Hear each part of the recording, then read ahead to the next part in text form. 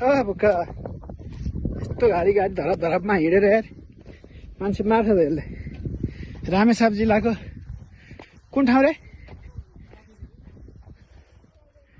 हेर आमा विकट कोद्नी पराकाष्ठ छ यार। बाटो त जियोस् बनेको रहेछ। यहाँ झऱ्यो भने डाइरेक्ट तल हो।